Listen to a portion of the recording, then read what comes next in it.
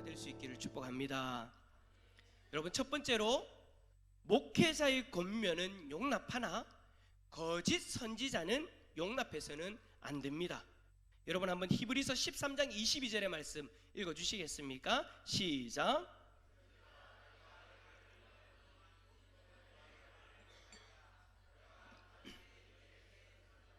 아멘.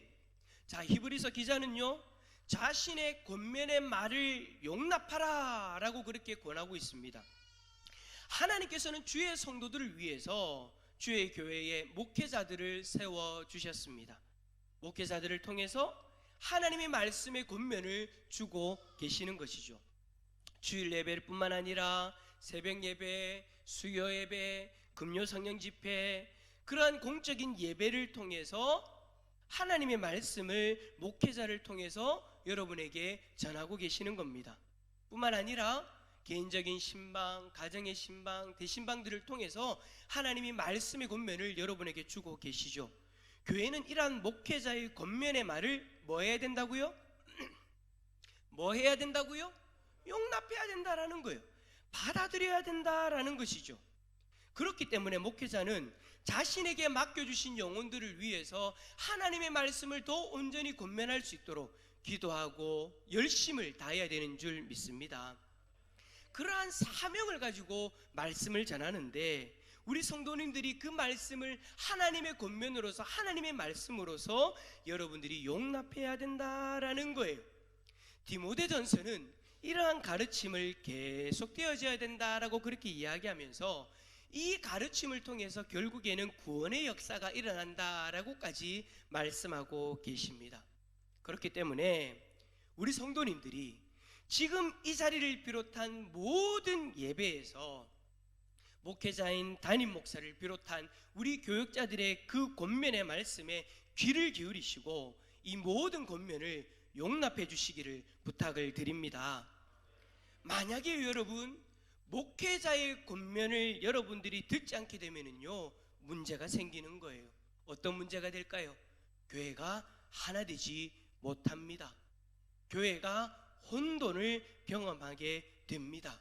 왜냐하면 목회자의 권면을 용납하지 않으면 또 다른 가르침을 용납하기 때문인 거예요. 그 가르침이 어떤 가르침일까요? 바로 성경에서 이야기하는 거짓 교사들의 가르침입니다. 고린도후서 11장에서는 이러한 거짓 교사들의 가르침을 용납하지 말 것을 경고하면서 만약에 그렇게 되어지면 교회가 혼란에 빠지게 되어진다라고 그렇게 말씀하고 계세요. 이러한 원리를 거짓 교사들, 즉 이단들은 잘 알고 있기 때문에 교회를 공격할 때 누구를 공격할까요? 목회자들을 공격합니다. 교회의 영적인 리더들을 공격합니다. 그들을 무너뜨리기 위해서 안간힘을 다 쓰죠. 왜냐하면 그들을 무너뜨리면, 교회의 리더들을 무너뜨리면, 목회자들을 무너뜨리면 그 교회 공동체는 삽시간에 무너지기 때문입니다. 그래서 어떻게 합니까? 교회 목회자들에 대한 거짓 소문들을 퍼뜨립니다. 교회 목회자들을 비방하죠. 성도들을 만날 때마다 자꾸 말을 만들어서 더 이상 목회자의 권면을 받아들이지 않도록, 목회자를 통하여 전하여지는 하나님의 말씀에 귀를 닫아버리도록 그렇게 만드는 거예요. 대표적인 이단이 뭐가 있을까요? 요즘 여러분들 주로 많이 들으시는 이단, 이 이단의 성은 신시입니다. 신천지죠. 신천지가 교회에 들어오면 이렇게 하는 거예요. 교회의 하나됨을 무너뜨리기 위해서 말씀을 듣지 못하도록 귀를 닫아버리도록 교회 목회자들을 공격합니다. 사랑하는 성도 여러분, 교회의 하나됨을 지키기 위해서 그래도 좀 부족하지만 하나님께서 세우신 목회자의 권면을 용납하시기를 바랍니다. 하지만 반대로 거짓 교사들의 그 가르침은 용납하지 마십시오.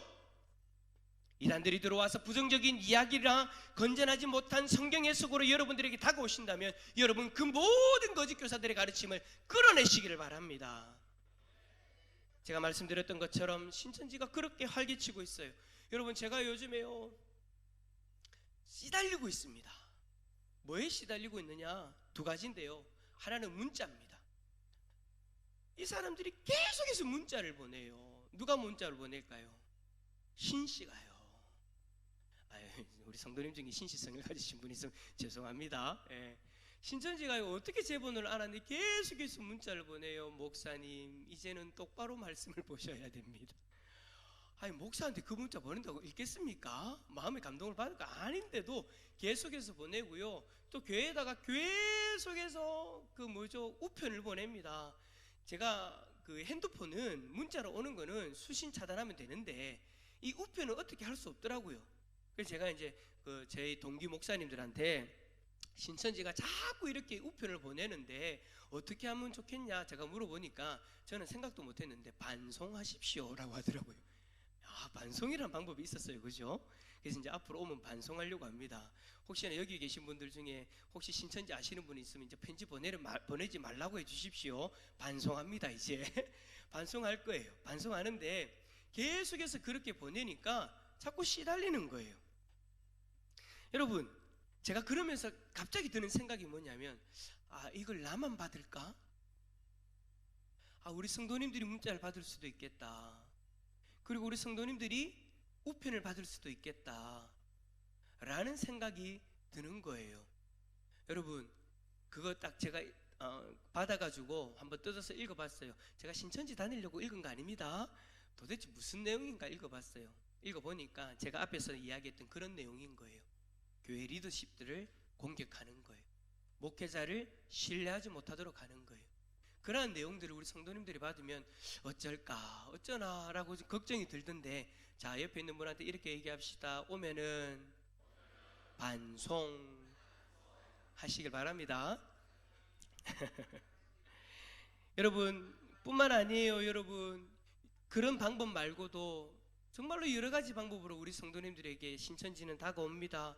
어떻게 다가오냐, 제가 영상을 한번 보니까 신천지에서 빠져나온 분들의 그 간증의 영상들을 보니까 뭘 가르쳐 준다, 뭐 학점을 지원해 준다, 그 다음에 뭐 설문조사를 한다 라고 하면서 정해진 시간 정해진 장소에서 만나자고 해가지고 여러 명하고 같이 만난대요. 그 여러 명하고 만나면 저는 이렇게 왔어요, 저는 이렇게 왔어요, 막 그렇게 이야기를 한대요. 근데 알고 보니까 뭐냐, 다 짜여져 있는 극본이 있더랍니다. 초대되어져 온 사람 한 사람밖에 없고요, 다 신천지 사람인 거예요. 근데 처음 온 것처럼 그렇게 거짓말을 하면서 그렇게 마음을 자연스럽게 열 수 있도록 그렇게 만든다라는 거예요. 여러분, 무엇을 가르쳐 준다, 공짜로 무료로 가르쳐 준다, 또 여러분에게 뭐 설문조사를 한다, 다가오면 옆에 있는 사람에게 이렇게 얘기합시다. 가지 마세요, 신천지입니다. 그거 다 교육이 맞춰지면 나도 교회를 다니는데 함께 성경 공부해보지 않겠냐, 이제 몇 주 동안 이제 관계가 되니까 외부에서 밖에서 성경 공부하면 안 되는데 라고 교회에서 들어도 그냥 자연스럽게 거기에 대해서 마음이 열린다라는 거예요. 그러면서 그냥 자연스럽게 신천지에 빠져지게 되는 것이죠. 사랑하는 성도 여러분, 올 한 해 이러한 이단들의 가르침을 조심하시고 절대 용납하지 마시기를 부탁을 드립니다. 그리고 하나님이 세우신 목회자의 권면은 용납하시기를 다시 한 번 더 권면합니다. 두 번째로, 불만 있는 자는 용납하되 죄는 용납하시면 안 됩니다. 우리 골로새서 3장 13절 상반절의 말씀 화면을 보고 읽어주시겠습니까? 시작. 아멘. 자, 여러분, 우리 공동체에서 함께 지내다 보면은요, 서로에게 불만이 생길까요? 안 생길까요? 불만이 없다고 하면 여러분, 그거는 거짓말입니다. 불만이 생길 수밖에 없어요. 사람과 사람과의 관계 속에서 섭섭한 게 생길 수도 있고요, 마음에 안 드는 게 생길 수도 있어요. 왜일까요? 다르니까. 서로가 다르기 때문에 불만이 생길 수밖에 없는 거예요. 생각도 다르고요, 삶의 스타일도 다릅니다. 이 자리에 지금 앉아 계시는 분이 한 120, 30여 분 정도가 앉아 계시는데 얼마 되지 않는 숫자임에도 불구하고 다 달라요. 다 달라요. 다 다르니 불만이 생길 수밖에 없는 거죠. 그런데 그러한 불만이 생기는 것을 뭐하라고 이야기합니까? 서로 용납하라. 그렇게 서로가 용납하면 그 공동체는 절대 하나 될 수 있는 줄 믿습니다. 그런데 용납하지 않으면 어떻게 되느냐? 하나 될 수 없다라는 거예요. 성령이 하나 되게 하신 것을 스스로 깨어버리는 것이죠. 은혜가 넘치는 공동체는요, 서로의 불만을 용납해 줄 수 있는 공동체입니다. 여러분 한번 여쭤보겠습니다. 부부 사이에 불만 있습니까? 대답은 하지 마시고요, 눈만 깜빡이십시오. 없습니까? 불만이 있으면 깜빡. 불만이 없으면 자, 불만이 있으면 깜빡. 불만 없으면 준비 시작.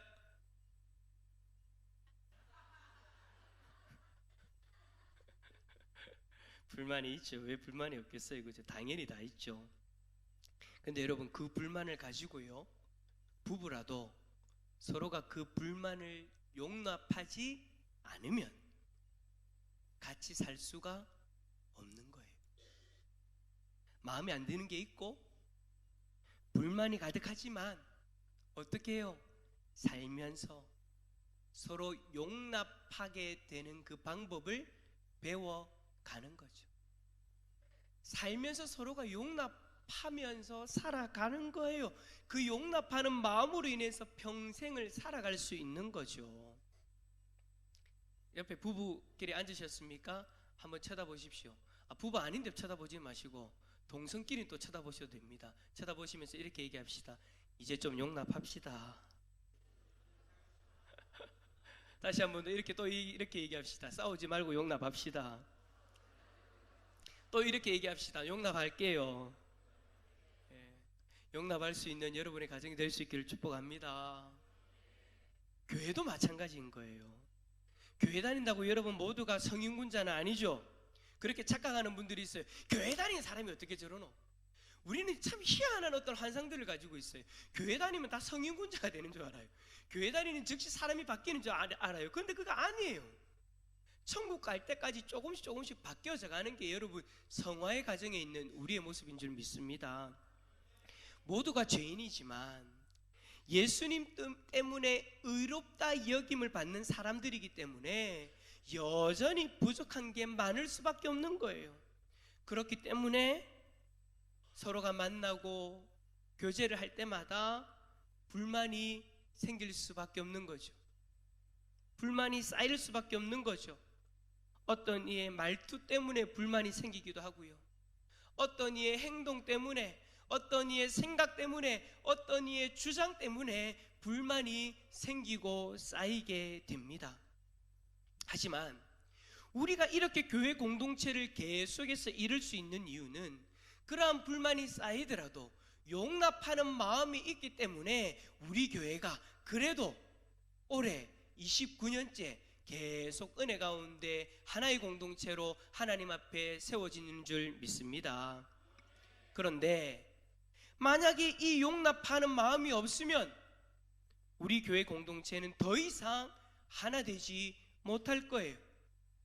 서로의 다름을 다름으로 인정하면 되는데 다름을 인정하지 않고 내가 생각하는 모습대로 바뀌기만을 바라면서 불만이 쌓이고 결국 폭발하게 되어지면 그 공동체는 끝나버리는 것이죠.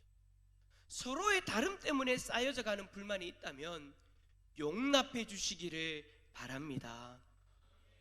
하나님도 우리를 용납해 주셨잖아요. 하나님은 우리의 그 다름을 용납해 주셨습니다.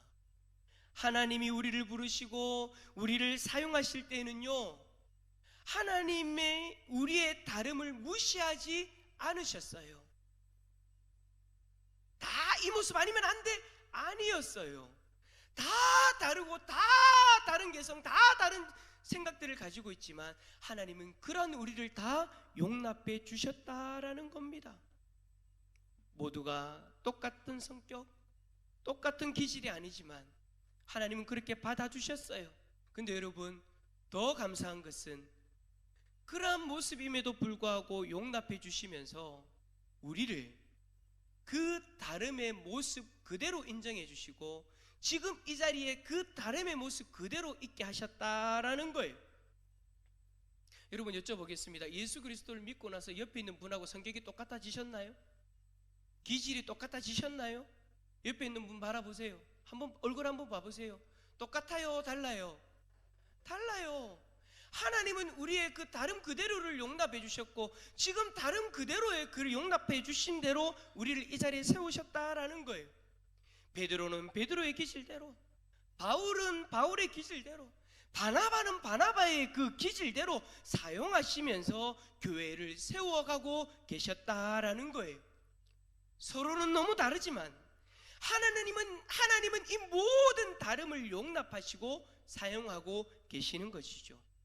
그런데 여러분 우리가 뭐라고 그 서로의 다름을 가지고 비판하고 공격할 수 있겠습니까? 하나님이 용납해 주셨는데 어떻게 우리가 그 다름을 가지고 문제 삼을 수 있냐라는 거예요. 서로 내가 원하는 모습으로 바꿔달라 그렇게 요구할 수 없다라는 거예요. 그럴 수 없죠. 우리는 뭐 하면 되는 거예요? 용납하면 되는 거예요. 그러나 서로가 용납해 줘야 된다는 이 말로 인해서 야 그럼 나는 내 때문에 상처받는 사람 상처받고 힘들어한다고 해서 그럼 내가 바뀔 필요가 없네, 그래서는 또 안 되는 것이죠. 이웃을 사랑하라 라는 그 말씀을 통해서 누군가가 나의 다름으로 인하여 힘들고 있다면 그 다름의 모습을 어떻게 하면 되는 거예요? 깎아야 되는 거예요. 상처받지 않도록 내 스스로가 하나님 앞에서 몸부림쳐야 되는 거예요. 하나님 말씀에 순종하면서 나의 그릇된 모습을 하나님 앞에 내어놓고 하나님 나의 이 다름 때문에 힘들어하는 지체가 있다면 하나님이 나의 이 다름을 깎아주십시오. 완전히 없애지는 않더라도 하나님 상처가 되지 않도록 깎아주십시오. 우리는 이렇게 기도하고 하나님 앞에 서야 되는 줄 믿습니다. 누군가에게 자신의 스타일을 억지로 강조하고 다가가는 것도 문제라는 거예요. 서로의 다름을 인정하면서 서로가 강요하고 요구하기보다 서로 용납하고 서로 위해 줌으로써 더욱더 하나됨을 지켜가는 우리 교회가 될 수 있기를 소망합니다.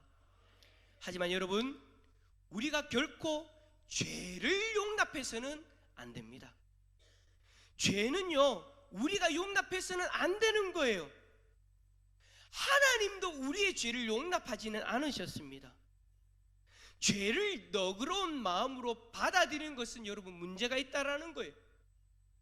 죄는 우리가 피를 흘리기까지 싸워야 되는 것이죠. 제가 아는 어떤 소그룹이 있습니다. 원래 이 소그룹은요 성경 공부를 하기 위해서 모였대요. 근데 여러분 성경 공부를 하면서 너무 잘 맞고 너무 분위기가 좋아서 이제 성경 공부가 끝나고 난 뒤에도 계속해서 모임을 가졌대요. 그 모임을 계속해서 유지했대요. 근데 여러분 시간이 지나고 나서요 이상한 소문이 들리기 시작하는 거예요.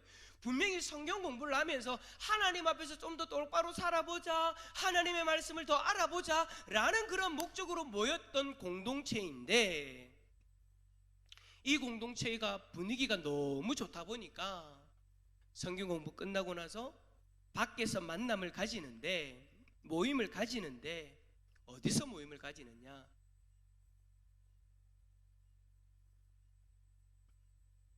뭘까요? 연말 연시에 위하여 호프집에서 모임을 가진다는 겁니다. 함께 술을 마시고요 담배를 피우기 시작하고요 세상의 유흥을 즐기기 시작한다라는 거예요. 서로 좋은 분위기 속에서 서로가 용납하는 그것을 하기 시작하는데 뭐까지 용납하느냐? 죄까지 용납하는 거예요. 죄의 모습까지도 그냥 서스럼없이 다 받아들이는 거예요. 너그러운 마음으로 그냥 받아들이는 거예요. 결국은 어떻게 됐을까요? 서로가 상처를 주기만 하고 산산조각 나버린 거예요. 여러분 죄는요 용납하는 것이 아니라 용서하는 것입니다. 죄는 결코 용납하는 것이 아니라 용서하는 것입니다. 하나님은 우리의 죄를 용납하신 것이 아니라 용서하신 거예요. 자신의 독생자 예수 그리스도를 십자가에서 피를 흘리시게 하시는 그 희생을 치르면서까지 우리의 죄를 용서하신 분이 우리 하나님이십니다. 예수님의 희생으로 회개의 길이 열렸으니 우리는 죄를 용납하는 것이 아니라 용서받는 자리로 나아가서 돌이켜야 되는 줄 믿습니다. 여러분, 교회들이 무너지는 이유가 뭡니까? 이 죄를 용납하기 때문인 거예요. 거짓을 용납하고요, 정직하지 못한 물질의 사용을 용납하고요, 세상의 방법을 용납하다 보니 교회가 교회다움을 잃어버리고 교회의 공동체가 무너지게 되더라는 것이죠. 혹시나 이 자리에 죄를 짓고 죄에 빠져 있는 분이 계십니까? 여러분, 죄는 용납하는 것이 아닙니다. 혹여나 여러분들이 죄를 용납하고 적당하게 타협하고 살아가고 있는 분들이 있다면 그 죄에서 빠져나와 회개의 자리에서 돌이킬 수 있기를 축복합니다. 누군가가 그 죄에 빠져 있나요? 그 죄의 모습을 용납하시면 안 됩니다. 권면하셔야 됩니다. 회개하고 돌이킬 수 있도록 여러분 권면할 수 있기를 바랍니다. 우리 교회 공동체는 죄를 용납하는 공동체가 아니라 죄를 용서받는 공동체로 하나가 되어질 수 있기를 축복합니다. 그런데 여러분, 마지막으로 목회자를 용납하고 성도님들의 서로에게 불만이 있을 때에 서로 용납하기 위해서는 우리에게 필요한 것이 있습니다. 이것이 없으면요 절대 온전히 용납할 수 없어요.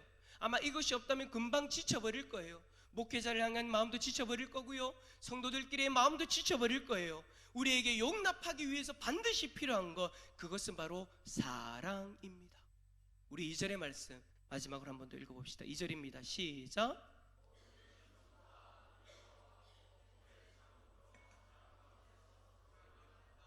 아멘. 여기서 여러분, 사랑은요 타인을 위해 자신을 희생하는 아가페 사랑입니다. 근데 이 사랑 단어 앞에 한 가지가 더 붙었죠. 뭐 하라고요? 오래 참음으로 사랑 가운데서 서로 용납하라. 오래 참음으로. 저는 이 말씀을 보면서 우리 하나님이 사랑이 이러한 사랑이지라는 생각을 하게 되었습니다. 우리 하나님 우리를 사랑하시는데요, 어떻게 하셨다고요? 오래 참으셨다라는 거예요. 하나님은요 죄를 너무나도 싫어하는 분인데 죄 있는 존재인 우리를 당장 심판하지 않으시고 우리가 회개할 수 있는 자리로 나올 수 있도록 우리를 오래 참고 기다리신 줄 믿습니다. 오래 참음으로 자신을 희생하면서까지 우리에게 사랑을 부어주신 하나님, 그 하나님의 사랑으로 지금 우리가 이 자리에 있는 줄 믿습니다. 그 오래 참음으로 사랑하신 주님의 사랑을 우리가 받았기 때문에 지금 하나된 모습으로 우리가 하나님 앞에 예배를 드릴 수 있는 것이죠. 이러한 사랑을 받은 우리가 어찌 서로 용납하지 않을 수 있겠습니까? 우리는 오래 참음으로 사랑 가운데에서 서로 용납할 수 있는 사람들인 줄 믿습니다. 혹시나 목회자를 용납할 수 없나요? 혹시나 서로의 불만을 용납할 수 없나요? 그렇다면 지금도 오래 참음으로 사랑 가운데에서 나를 용납하시는 하나님을 바라볼 수 있기를 축복합니다. 나도 지금 그 사랑을 받고 있는데 어찌 다른 이를 용납하지 못하겠습니까? 말씀을 정리합니다. 사랑하는 성도 여러분, 하나님이 여러분을 용납하신 것처럼 서로 용납하시기를 축복합니다. 그러나 우리가 용납해서는 안 되는, 결코 용납해서는 안 되는 이단과 죄는 멀리하시고 끊어버리시길 바랍니다. 이 두 가지는 우리 교회 공동체가 결코 곁에 두어서는 안 되는 것들이라는 것을 명심하시고 끊어내버리시길 바랍니다. 그래서 마지막으로 올 한 해 성령 하나님이 하나 되게 하신 이 귀한 하나됨을 겸손과 온유함과 그리고 용납함으로 지켜내는 우리 대상교회 공동체가 될 수 있기를 예수 그리스도 이름으로 축원합니다. 축원합니다.